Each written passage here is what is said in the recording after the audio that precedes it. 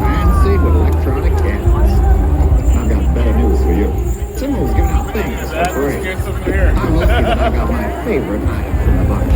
This premium quality smartwatch has a built-in fitness tracker that can monitor your heart rate and your fitness goals. It even functions in dark. This usually sells for $75. That's why many fine people became a new user so they can get this dandy watch for free. Experience Timmo's free gift for yourself. Why don't you? The green one. The green one. Yeah. Green one? Yeah. What do you say?